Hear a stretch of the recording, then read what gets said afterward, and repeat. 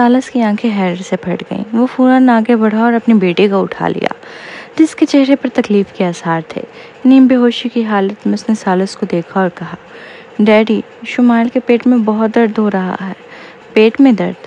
سالس جلدی سے اسے نیچے لے گیا، مگر شمائل رونے لگی۔ مجھے مما چاہیے، مما۔ اسپتال جاتے ہوئے سالس نے آخرکار اپنا موبائل نکالا اور پروین کو کال کر دی۔ کال کافی دیر تک بجتی رہی، تب جا کر کسی نے اٹھایا۔ دوسری طرف سے ناراض بھری آواز آئی، بہتر ہو کہ کوئی اہم بات ہو۔ سالس نے کہا، حارث کے پیٹ میں درد ہو رہا ہے، میں اسے اسپتال لے جا رہا ہوں۔ ایک سیکنڈ کا خاموش وقفہ آیا، پھر پروین کی آواز پہلے سے صاف اور ہوشیار ہو گئی۔ صاف ظاہر تھا کہ وہ نیند سے جاگ گئی تھی۔ اس نے کہا، میں فوراً آ رہی ہوں۔ اسپتال فائنسٹ کی VIP وارڈ میں سالس بستر کے کنارے بیٹھا اپنی ننھی بچی کو دیکھ رہا تھا، جو لیٹی ہوئی تھی۔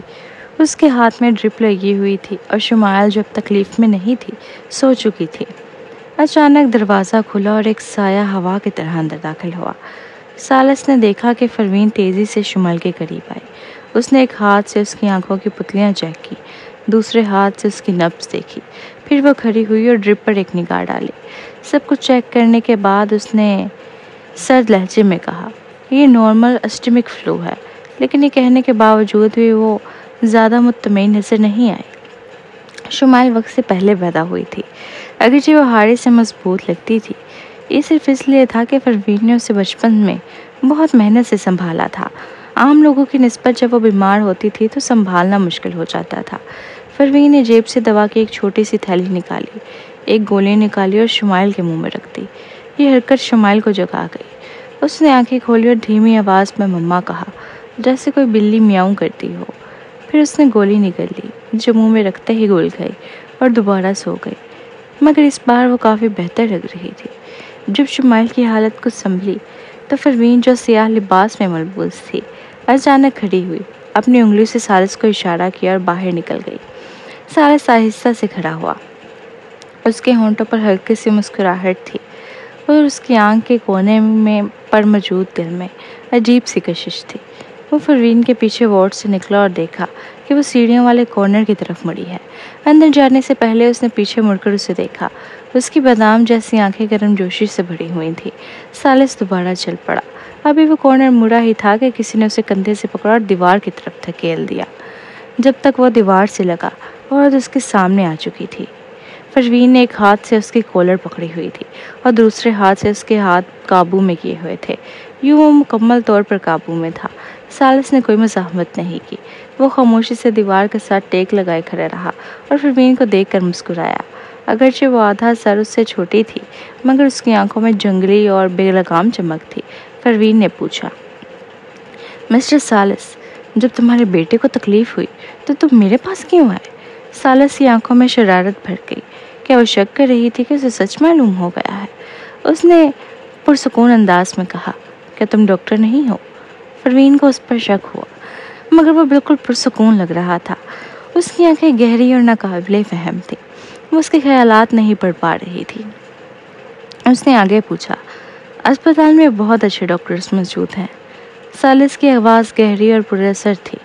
پروین کو اس کی آواز کے ارتعاش اپنے سینے میں محسوس ہوئے، مگر ان میں سے کوئی بھی تم نہیں ہو۔ تو کیا وہ جانتا تھا کہ وہ اینٹی ہے؟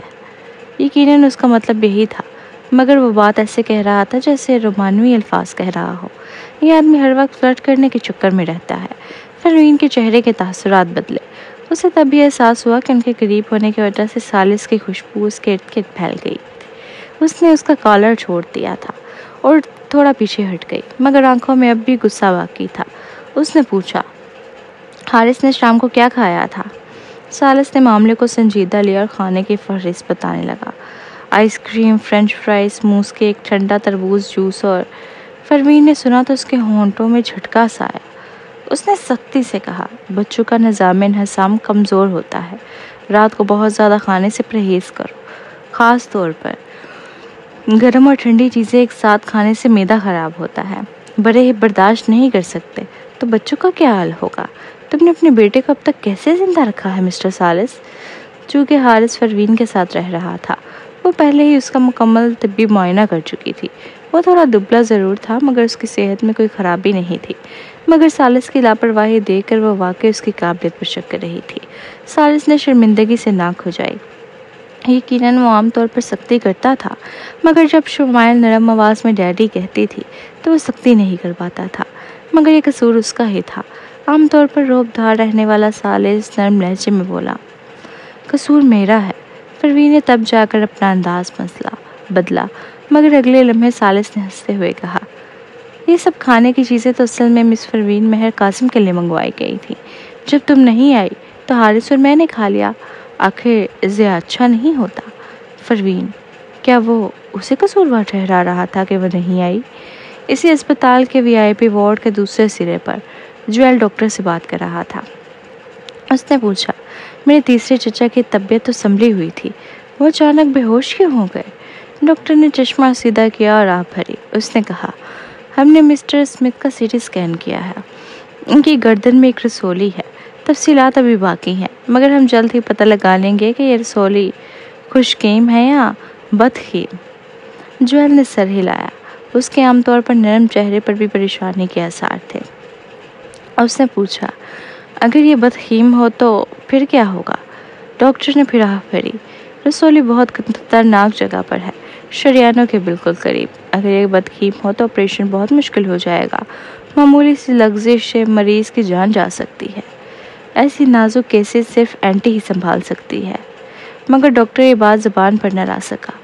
وہ بس یہ امید رکھتا تھا کہ رسولی خوشگیم ہو تاکہ عام علاج سے کام چل سکے۔ ڈاکٹر جانے لگا تو جویل فکر مند چہرے کے ساتھ چچا کے وارڈ کی طرف بڑھا،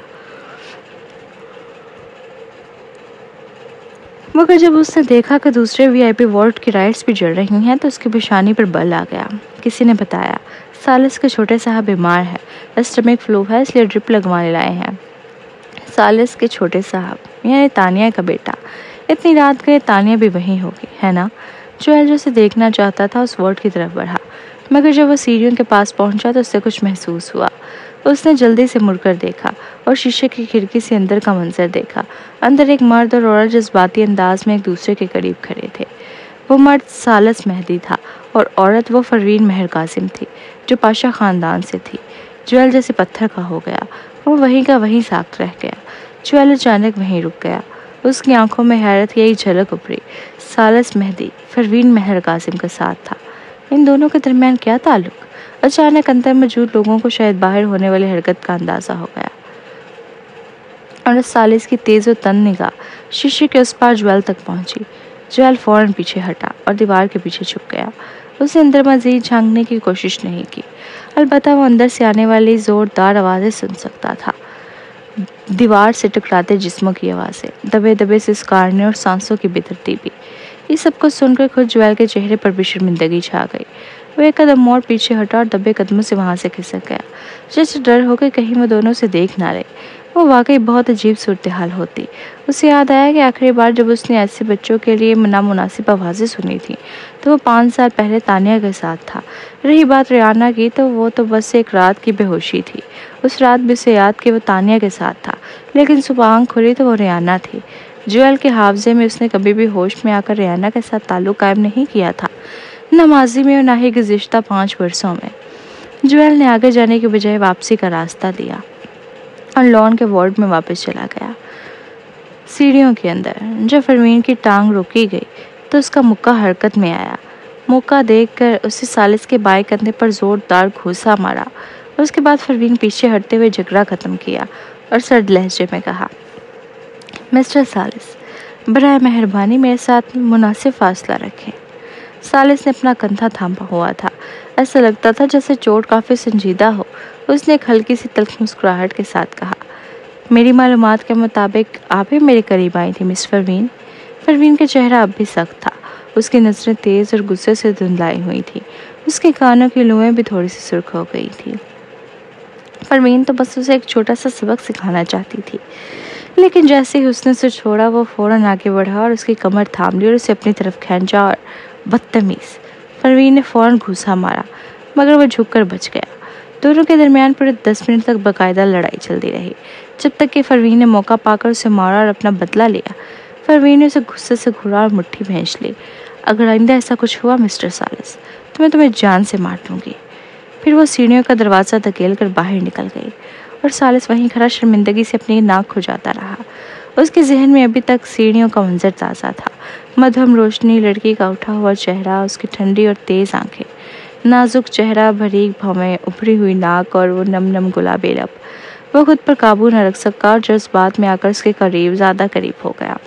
अगरचे वो लम्हा मुख्तसर था, लेकिन परवीन के नर्म नाजुक लबों का लम्स अभी तक उसकी यादों में बस गया था। उसने अपना कंधा दोबारा थामा और फिर होंठों पर हल्की सी मुस्कुराहट उभर आई। वाकई वो लड़की उसकी पसंद से बढ़कर जंगली निकली। 10 मिनट बाद घर का डॉक्टर आया ताकि उसका कंधा अपनी जगह वापस बिठा सके। जब उसने देखा कि सालिस अपना बाजू हिला भी नहीं पा रहा, तो हैरतज़दा होकर पूछा, आपको किसने मारा मिस्टर सालिस? आखिर न्यूयॉर्क बल्कि पूरे अमेरिका में कितने लोग थे जो सालिस मेहदी को मार सकते थे? डॉक्टर हमेशा हारिस या सालिस की माँ का इलाज करता था। आज पहली बार वो खुद सालिस का इलाज कर रहा था। मगर जैसे ही उसने सवाल पूछा, उसे फ़ौरन एहसास हुआ कि उसने हद पार कर दी है।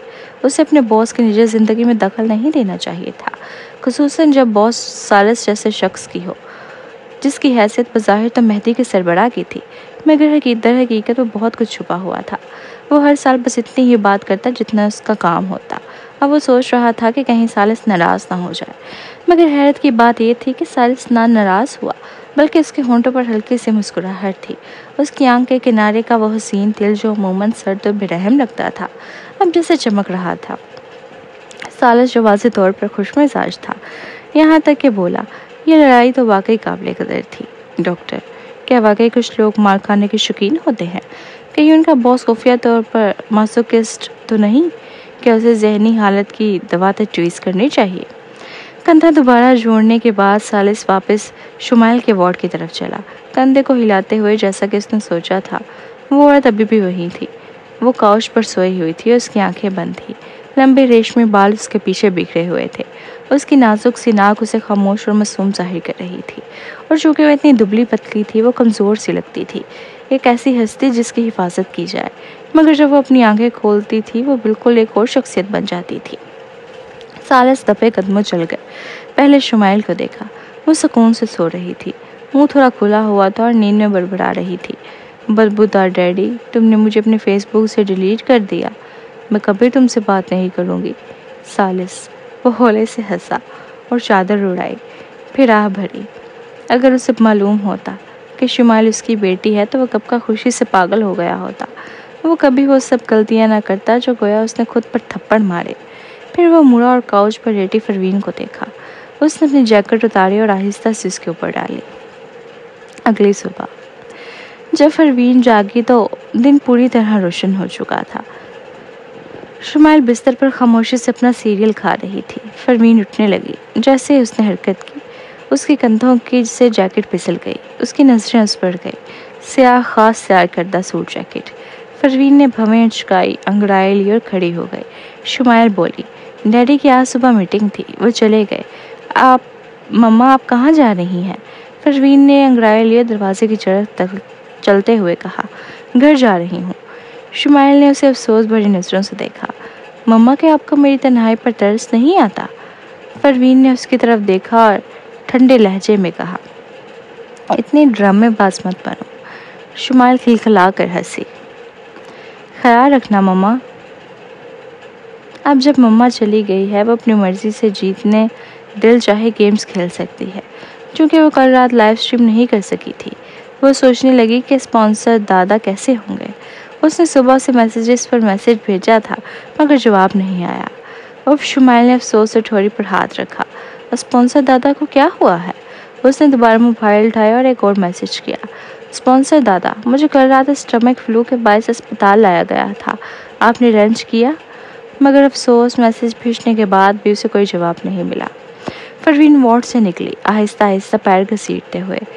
जैसे ही वो मुड़ी, उसने एक शख्स को सामने देखा। क्या आपके पास थोड़ी देर के लिए बात करने का वक्त है मिस परवीन? परवीन ने भवें उचकाई। उसे लगा कि जोएल अयान के बारे में बात करेगा।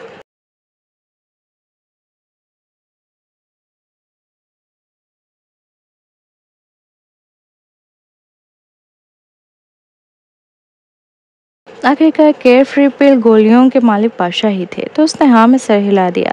अगले लम्हे ज्वेल ने पूछा, मिस फरवीन, आपका मिस्टर सालिस से क्या ताल्लुक है? फरवीन, सामने खड़ा शख्स नहायत शाइस्ता और नरम मिजाज दिखाई दे रहा था। उसकी आंखें थोड़ी सी झुकी हुई थी और वो बहुत मुअद्दब लग रहा था, लेकिन जिस अंदाज में वो बात कर रहा था वो कुछ अजीब सा था। फरवीन को उसका सवाल बिल्कुल मज़ाक़ा खेस लगा। ये तो महज उनकी दूसरी मुलाकात थी और वो पहले ही उसकी ज़ाती ज़िंदगी में दिलचस्पी ले रहा था। अगर जैसे वो शख्स कुछ हद तक पसंद आया था, मगर वो उसे इस किस्म की बातें करने में कोई दिलचस्पी नहीं रखती थी। उसने हल्की सी भवें उठाई और सर्द लहजे में कहा, लगता है आप सिर्फ अपना नहीं बल्कि दूसरों का भी काम संभालने लगे हैं मिस्टर ज्वेल।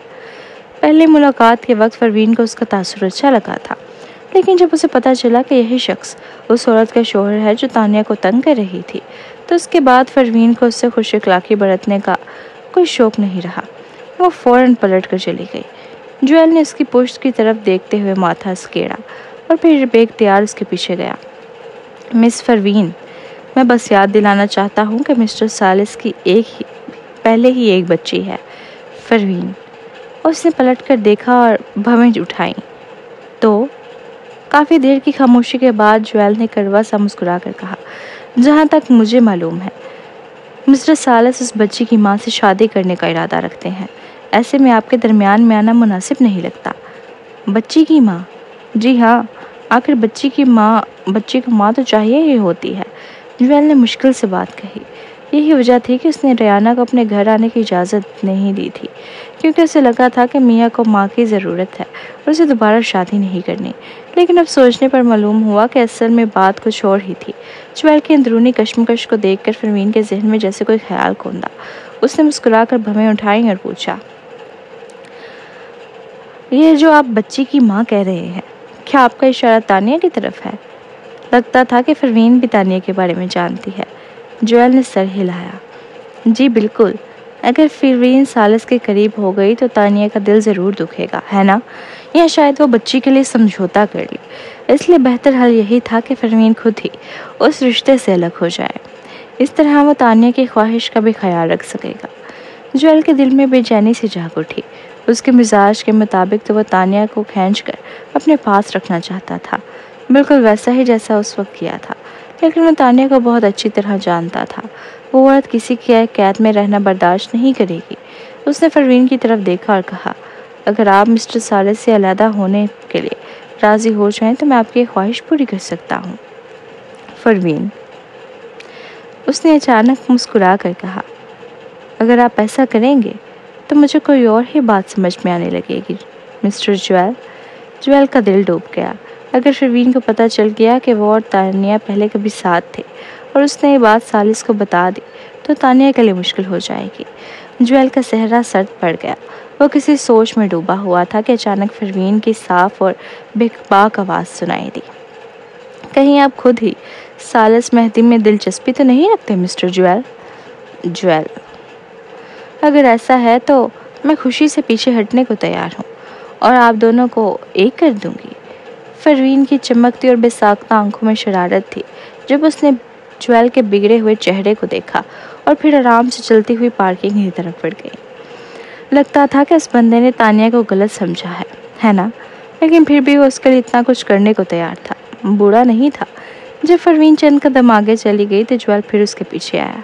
उसने जैसे थका हुआ सा सांस लिया और हार मानने वाले अंदाज में कहा, आपने मेरी दरख्वास्त कबूल नहीं की, इसके बावजूद मैं आपकी ख्वाहिश पूरी कर सकता हूँ मिस फरवीन। फरवीन थोड़ा हैरान हुई। क्यों? अगर वो अयान के इलाज की इजाज़त नहीं दे रहा तो इसका मतलब है कि वो पाशा से अब भी नाराज़ है। फिर अचानक ये सब क्यों? ज्वेल ने कुछ लम्हे उसकी तरफ देखा और आहिस्ता से कहा, क्योंकि आपने मुझ पर एहसान किया है। फरवीन हैरत से बोली, मैंने? कौन सा एहसान? मगर ज्वेल ने मज़ीद कुछ नहीं कहा। एक कदम पीछे हटा और बोला, मैं अपने वादे का पक्का हूँ, खुदा हाफिज़। फरवीन को कोई जवाब न सूझा। ज्वेल ऊपर चला गया। चूँकि वो सारी रात नहीं सोया था, वो अयान के कमरे के सोफे पर नीम दराज होकर आंखें बंद करके आराम करने लगा। उसका असिस्टेंट जो साथ ही था पूछे बगैर न रह सका, क्या मिस फरवीन ने वाकई आप पे कोई एहसान किया है सर? ज्वेल ने आंखें खोली। اس کی نظروں میں ایسی گہرائی تھی جسے دیکھ کر کوئی بھی سمجھ نہ پاتا کہ کیا سوچ رہا ہے۔ اس نے ایان کی طرف دیکھا اور آہستہ سے کہا، بالکل، اس نے انکل ایان کی جان بچائی ہے۔ اسسٹنٹ وہ حیران رہ گیا، کیا ٹینا یورک نے انکل ایان کی جان نہیں بچائی تھی؟ یہ اچانک مس پروین کیسے ہو گئی؟ مگر جویل مزید کچھ کہنے کے موڈ میں نہیں لگ رہا تھا، تو اسسٹنٹ خاموش ہو گیا۔ کچھ دیر آرام کرنے کے بعد جویل نے حکم دیا، اینٹی کو تلاش کرو۔ اسسٹنٹ نے سر ہلایا۔ ہم نے رات ہی سے اس کی تلاش شروع کر دی تھی، لیکن اب تک کوئی سراغ نہیں ملا۔ ہم نے بین الاقوامی فورمز پر اس کی معلومات کے لیے انعام بھی رکھا ہے۔ ابھی تک جو پتہ چلا ہے وہ یہ ہے کہ ایش نے پہلے ثالث مہدی کی دادی کا علاج کیا تھا۔ غالباً اسے ثالث نے ہی تلاش کیا تھا۔ ثالث کا نام آتے ہی جویل کی آنکھوں میں مقابلے کی چمک آ گئی۔ اس نے سرد لہجے میں کہا، تمہیں لگتا ہے کہ ثالث مہدی جو کر سکتا ہے وہ میں نہیں کر سکتا؟ اس لمحے جویل کے آس پاس کی ساری نرمی اور شرافت ختم ہو گئی۔ وہ مکمل طور پر ایک تاریکی میں لپٹے ہوئے انسان کی مانند لگ رہا تھا، جیسے کوئی جہنم سے نکلا ہوا سایہ ہو۔ اس وقت بیڈ پر ہلکی سی حرکت ہوئی۔ جویل نے فوراً چونک گیا اور بھاگ کر گیا۔ واقعی ایان نے آہستہ سے آنکھیں کھول دی تھیں۔ جویل نے گھبرا کر کہا، انکل ایان؟ ایان نے اسے دیکھا۔ جب اس نے جویل کی تھکی ہوئی آنکھیں دیکھی اور بولا، تم پر بہت بوجھ آ گیا ہے۔ جویل نے سر ہلایا۔ فکر نہ کریں انکل ایان، میں ایش کو ضرور تلاش کروں گا، چاہے اسے گھسیٹ کر لانا پڑے، وہ آپ کا علاج کرے گی۔ ایان نے آہ بھری اور کہا، اگر میرا وقت آ گیا ہے تو جانے دو، سب کچھ کرنے کا کیا فائدہ؟ جویل کی آنکھوں میں عصمتی چمک تھی۔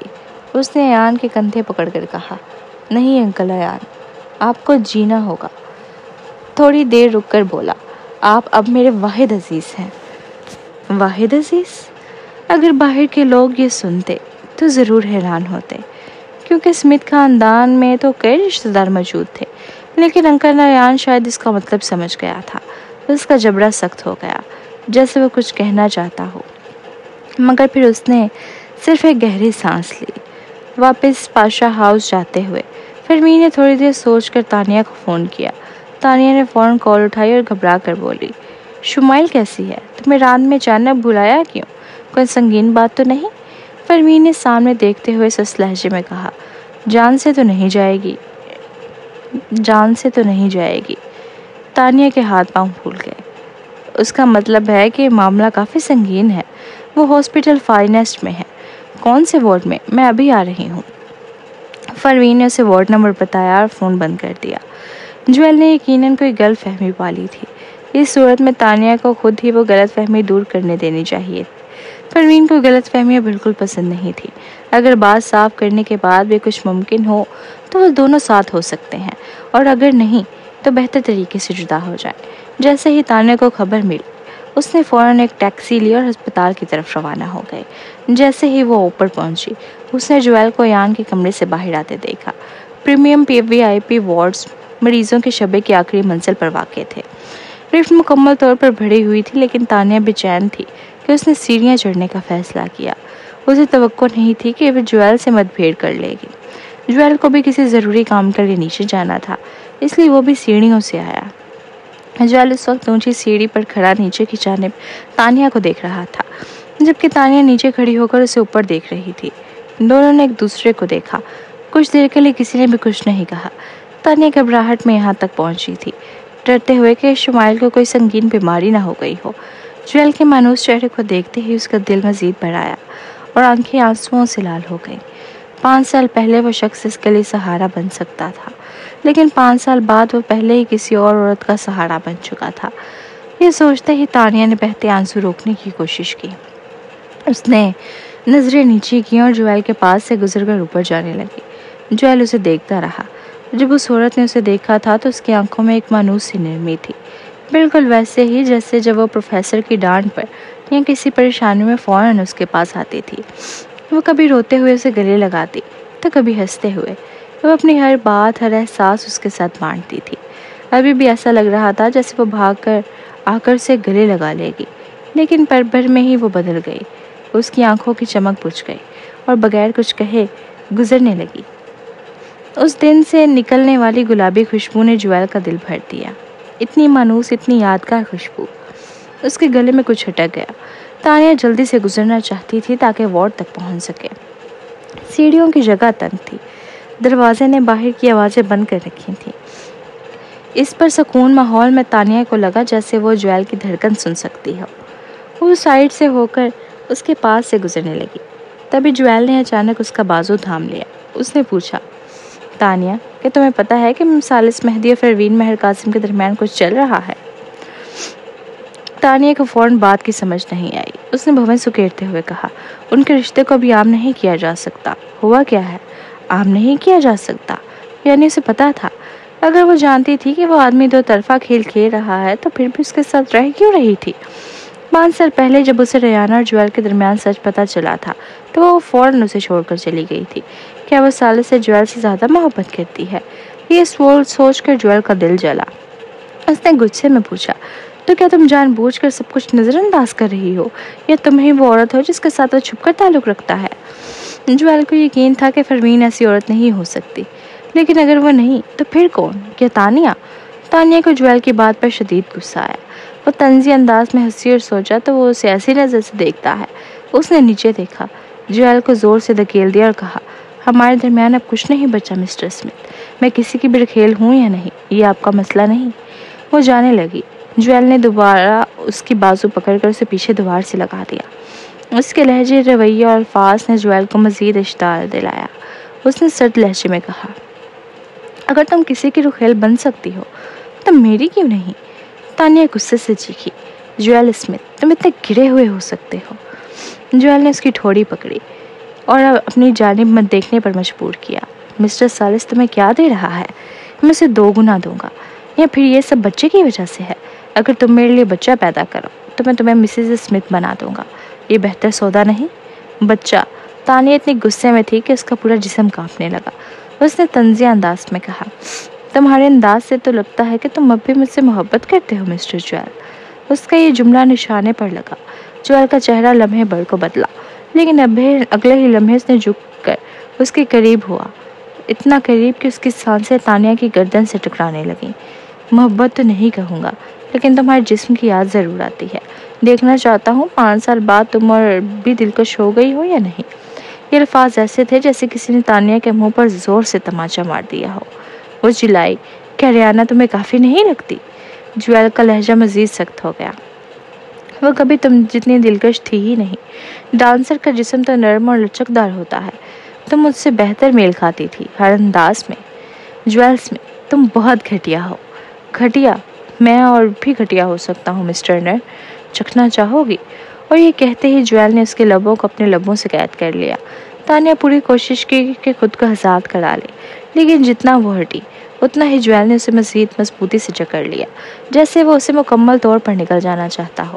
اس کی تمام مزاحمت ناکام ہو گئی اور آخر کار وہ ہار مان گئی۔ جویل خود کو پاگل سا محسوس کر رہا تھا۔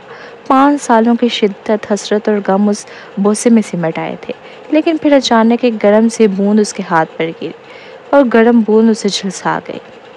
اس نے پیچھے ہٹ کر دیکھا، تانیہ واقعی رو رہی تھی۔ ایک لمحے کے لیے وہ ساکت ہو گیا، پھر تماچا۔ تانیہ نے اسے زور سے تھپڑ مارا، خود کو آزاد کرایا اور اوپر بھاگ گئی۔ اوپر وارڈ میں تانیہ نے دیکھا کہ شمائل بالکل ٹھیک ہے اور گیم کھیل رہی ہے۔ تب اسے اندازہ ہوا کہ اسے دھوکہ دیا گیا تھا۔ وہ شمائل کو تسلی دے کر تیزی سے وہاں سے چلی گئی۔ جویل سیڑھیوں میں اکیلا رہ گیا۔ اس نے مٹھیاں بھینچ لی۔ جب اسے تانیہ کے آنسو یاد آئے تو اس نے اسے خود کو بھی ایک تھپڑ مارا۔ وہ جانتا تھا کہ وہ بھی گھٹیا ترین انسان بنا تھا، لیکن اسے اس حالت میں بھی برداشت نہیں کر پا رہا تھا۔ جویل نے دیوار کے ساتھ ٹیک لگا کر آنکھیں بند کی۔ کافی دیر سوچنے کے بعد وہ سیدھا کھڑا ہوا، پھر وہ نیچے جانے کے بجائے اوپر کی طرف مڑا۔ وہ VIP وارڈ کے دروازے پر کچھ دیر کھڑا رہا، پھر ہمت کر کے اندر چلا گیا، لیکن وہاں صرف 2 باڈی گارڈز اور نرسیں موجود تھیں۔ تانیہ وہاں نہیں تھی۔ اس کے پیشانی پر بل پڑ گئے۔ پھر شمائل نے سر اٹھایا اور کہا، ہینڈسم انکل، آپ یہاں کیوں آئے ہیں؟ جویل کچھ کہنے والا تھا، لیکن شمائل نے منہ بنایا اور کہا، مجھے آپ بالکل پسند نہیں۔ آپ ہی نے میری چھوٹی موم تانیہ کو رلایا ہے۔ جویل حیرت سے ساکت رہ گیا۔ اس نے بے یقینی سے پوچھا، کیا کہا تم نے؟ چھوٹی موم؟ تانیہ؟